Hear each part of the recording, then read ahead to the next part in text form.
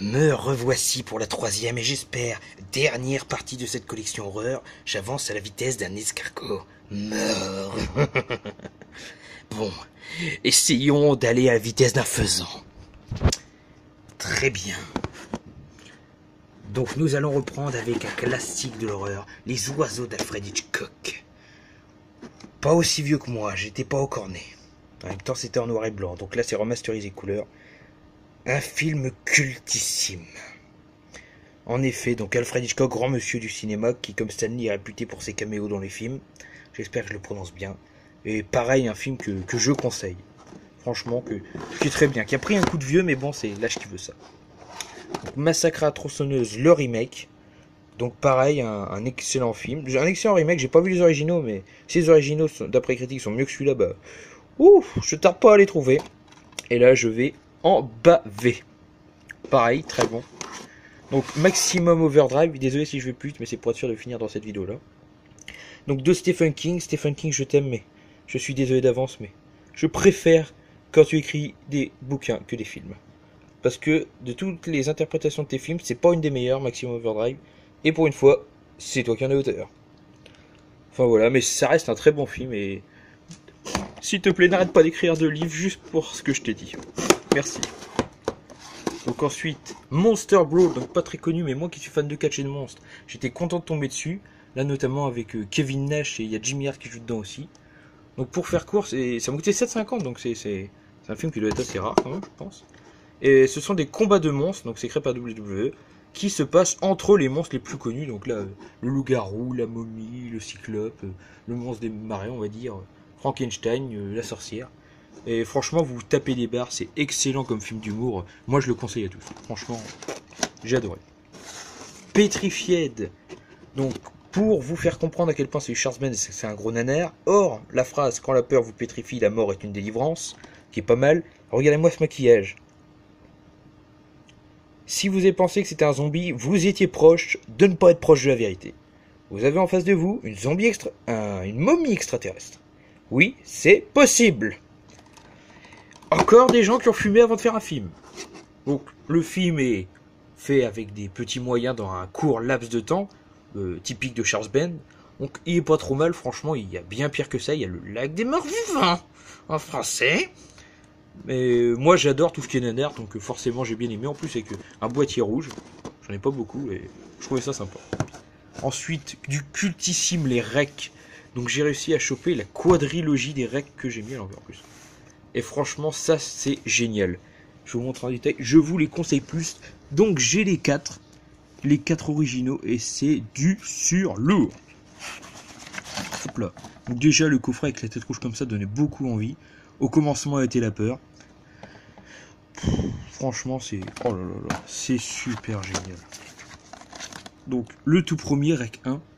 Donc à savoir un truc assez sympa, ça a été créé par John Balaguerro et Paco Plaza, si je dis pas de bêtises. Et donc, les deux premiers ont été créés par les deux. Le troisième a été créé par l'un. Et le quatrième a été créé par l'autre. Je trouvais ça assez original parce que dans le 3 et le 4, du coup, on peut avoir les deux visions différentes des deux personnes. Et dans les deux premiers, les visions combinées. Donc, pareil, donc c'est cette actrice-là. Donc, il y a une ancienne présentatrice, d'ailleurs, je crois, de radio ou de télé, je ne sais plus. Et qui va faire un reportage sur les pompiers. Donc elle fait des reportages la nuit quand les gens dorment pas beaucoup, et oui, du coup t'as pas beaucoup d'audience, et ça va être sympa parce que tout va être filmé un peu comme dans le projet Blair Witch, et on va vraiment se mettre dans la peau des personnages. On va s'y croire, et en fait ils vont dans un immeuble qui finalement va être barré. Les gens qui sont dans l'immeuble, donc les policiers, les pompiers et les habitants, ainsi que le caméraman et elle, vont se trouver bloqués et vont être face à un virus à moitié zombie, donc qui attaque tout l'immeuble et qui dévaste tout. C'est franchement un film excellent. Donc Rec 2, c'est la suite, pareil. C'est vraiment la toute suite de l'autre, vu par des policiers maintenant, qui rentrent, donc enfin des policiers, les forces spéciales, et également par un groupe de jeunes qui réussit à rentrer par, je ne vous dis pas, vous le verrez bien. Donc le troisième, bizarrement, si vous regardez bien, je vais vous mettre les jaquettes de côté.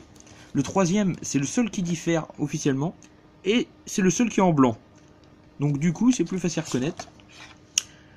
Donc ça devait être le plus beau jour de ma vie, ça n'a pas trop été le cas. Donc je trouve la couverture super classe. Et en fait c'est le virus qui a réussi à se propager via la morsure d'un des invités dans un mariage et qui va faire justement un gros désastre. Il va y avoir les zombies plein partout et ça va être une guerre pour les mariés pour se retrouver. Et là la fin est super émouvante je trouve. Pareil, hein, tous les règles je les conseille mais celui-là était bien aussi. Moi j'ai préféré les deux premiers pour l'ambiance mais alors Genesis c'était quand même vachement bien. Et le 4, donc c'est celui que j'ai le moins aimé, bizarrement c'est la suite du 2 par contre. C'est totalement la suite. Et là vous apprenez la fin quoi. Enfin la fin, entre guillemets, de cette série REC. Et pareil, vachement bien faite, il y a des effets spéciaux qui est bien. On accuse tout le monde dans ce film-là pour savoir qui est infecté, qui ne l'est pas. Et il y a des grosses surprises qu'on s'attendait pas et qu'on s'aperçoit juste avant qu'ils le disent pratiquement. C'est ça qui est un peu drôle. Et... alors pareil, les 4 REC je vous les conseille. Grosse saga à voir. Pareil, ça a dû me coûter 8 € à Cash Concept je crois. Et ouais, à Cash Express et j'étais content de les avoir. Ensuite Shining, donc cultissime de Stanley Kubrick, tiré d'une œuvre de Stephen King. D'ailleurs, ils ont fait la suite Dr. Sleep, j'espère qu'ils le feront en film un jour. Et tiens, une petite anecdote pour vous. Stephen King ne voulait pas Jack Nicholson dans ce rôle. Il y a plein de choses qu'il ne voulait pas, d'ailleurs la fin n'est pas la même. Dans la vraie histoire, les statues qui sont faites en herbe, en buisson, s'animent et ils meurent dans un incendie. Là, ça ne s'anime pas, ils vont dans un labyrinthe et Jack Nicholson meurt de froid. Donc Stephen King n'avait pas apprécié ce film de Stanley Kubrick et on a refait un autre en plusieurs parties. Un petit téléfilm tout petit. Et voilà, c'était juste pour vous donner une petite anecdote. Donc pareil, ce film de 1980 est resté cultissime. La folie s'installe peu à peu. Après, le problème, c'est que Jack Nicholson, même quand il doit faire le Saint-Esprit, excusez-moi, regardez-moi cette tête, il fait complètement taré, quoi. J'aurais peur d'avoir ça pour père. Enfin voilà, mais ça reste une série excellente. Après une trilogie que j'ai eue dans une offre à Carrefour pour 2,50 €, donc j'étais content, c'est la trilogie des Scanners. Donc voilà, les Scanners 1, 2 et 3. Donc pareil, je vais vous les sortir. Donc de David Cronenberg, donc celui qui a réalisé entre autres La Mouche. Donc Scanners 1, le meilleur de tous pour moi. Scanners 2, donc qui était moins bien. Et Scanners 3 qui pour moi est moins connu que les deux premiers pourtant mais est quand même mieux que le 2, mais pas que le 1, ça vaut pas le 1 quand même. Donc voilà, des grands films, ça c'est comment je pourrais vous dire, c'est des scanners, donc c'est des personnes qui ont des pouvoirs psychiques dans le futur assez élevés, et donc qui sont, les histoires sont plus ou moins différentes, mais qui ont des pouvoirs et qui vont devoir s'allier pour battre d'autres scanners, et la fin est assez spéciale, on s'attendait pas à ça, et il y a vraiment des moments gore comme au tout début où un de ces scanners, celui-là fait exploser la tête d'un autre en 1000 morceaux. C'est vraiment des très bons films, moi je trouve. Franchement, à conseiller aussi. Donc Survival of the Dead de George Romero. Donc pas un de ses plus grands films. Bon, même si c'est le roi incarné des zombies. Donc pareil, un film que je trouvais sympa sur une petite île qui était vachement bien, qui était quand même bien fait. Hein, faut pas jeter la pierre non plus. Voilà, donc des militaires qui vont sur une île parce qu'il y a deux factions, une qui veut que les zombies restent et puis qui les enchaîne à leur ancien métier pour qu'ils fassent des gestes de tous les jours, et l'autre qui veut les liquider parce que on ne pourra pas vivre avec. The Bone Snatcher, dans le désert, personne ne vous entend crier. Donc là vous allez peut-être pas le voir, mais la jaquette est en relief. Enfin vous le verrez peut-être pas. Et c'est sur des fourmis, donc tueuses dans un désert. Mais elles tuent de façon originale et prennent l'apparence des gens petit à petit. Et bon, l'histoire est vachement bien, je vais pas vous spoiler, mais je conseille ce film, c'est un bon moment que vous allez passer. Avec des bonnes scènes. Donc The Grudge, donc là je vais pas m'attarder, tout le monde connaît, je vais pas vous raconter l'histoire. Donc j'ai que le premier, faut que je trouve les deux autres. Donc pareil, c'est plutôt psychologique, plutôt esprit, parce que c'est chinois ou japonais, je sais plus lequel des deux. Et donc eux, ils sont moins violence gore, malgré qu'il y en a, que horreur psychique. Donc pareil, The Grudge, très très bon film. Et pour finir sur cette rangée, Tucker and Dale Fight le Mal, donc que Tanguy avait adoré, que moi j'ai adoré aussi, donc dans son carton, pareil.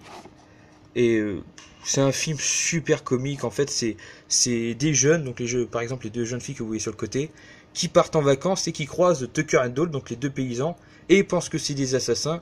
Du coup ils veulent les tuer, parce qu'en plus ils pensent qu'ils ont séquestré une de leurs amies.